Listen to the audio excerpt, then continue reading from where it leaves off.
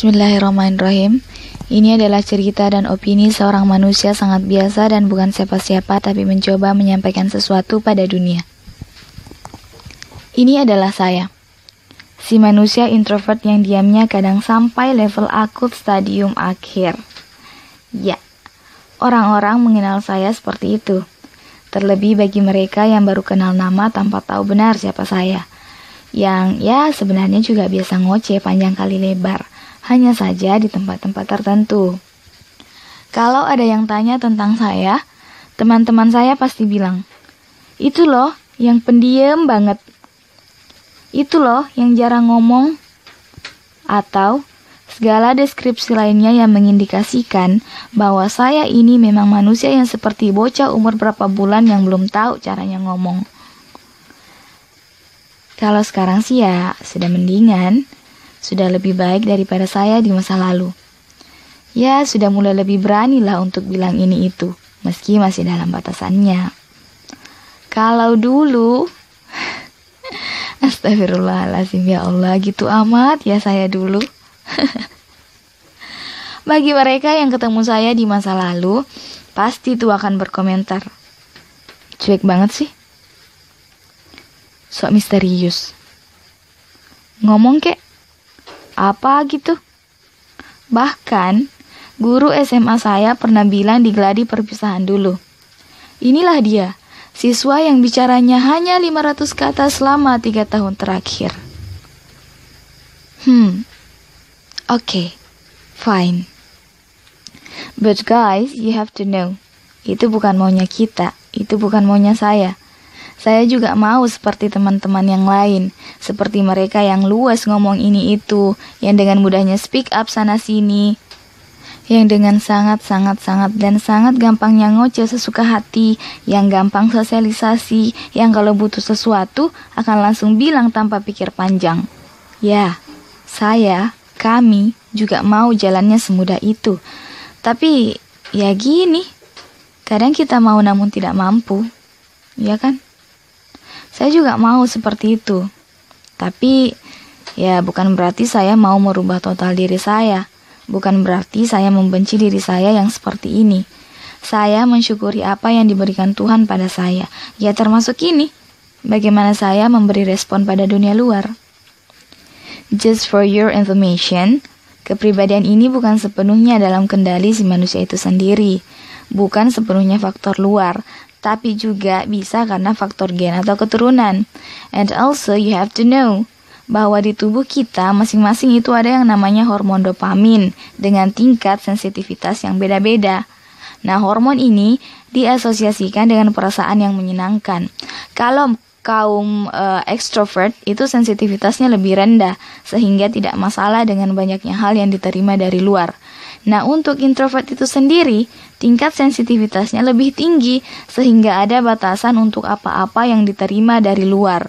Nah, kalau sudah melewati batas, muncullah perasaan tidak nyaman dari manusia-manusia introvert.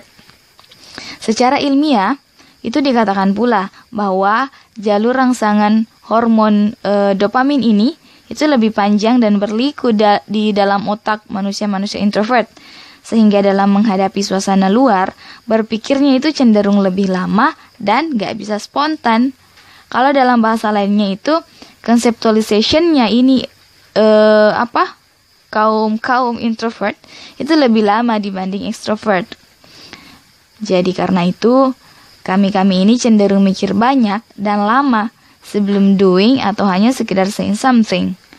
Dan karena itu pula lah, introvert cenderung dianggap memiliki kemampuan public speaking yang rendah. Betul tidak? Faktanya, ini memang menjadi satu masalah kaum introvert, public speaking, karena gugupnya kadang keterlaluan dan gak terkontrol. Tapi ini bukan berarti gak bisa loh ya. Justru kalau sudah mahir, kemampuan public speaking seorang introvert justru bisa lebih tertata dengan baik daripada extrovert karena biasanya mikirnya lebih matang. Gitu. Nah, untuk sampai ke tahap itu hanya perlu pembiasaan atau katakanlah treatment khusus. Based on my opinion and also my experiences, ada beberapa yang bisa dilakukan untuk itu. The first one is practice makes perfect. Oke, nothing perfect in this world. Jadi sebut saja almost perfect. Jadi praktek.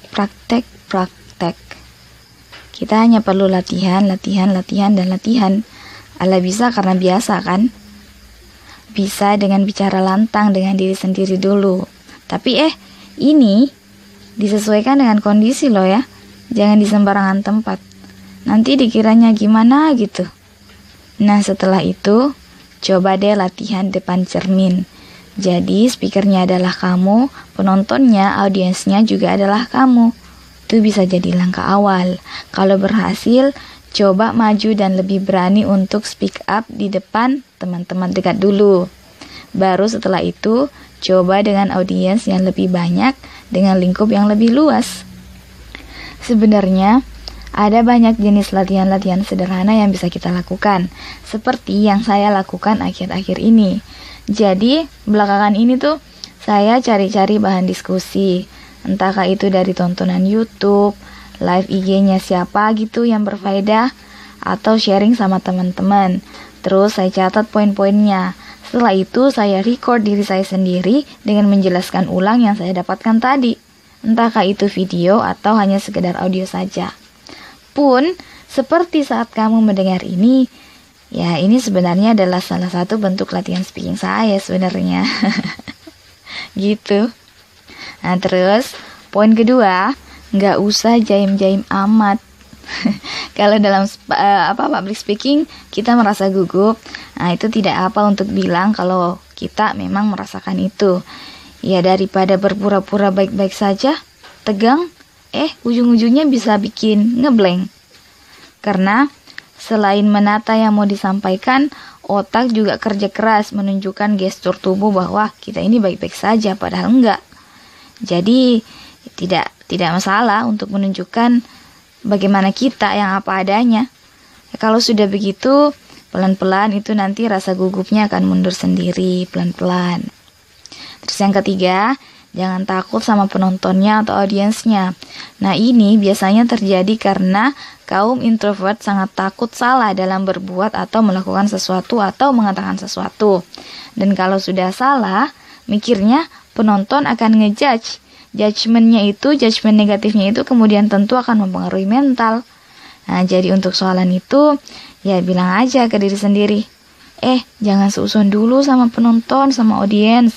Atau, kalau memang ada judgment negatif atas kesalahan, itu kan salah, atas kesalahan tak disengaja yang dibuat, bilang aja, iya ada sedikit salah.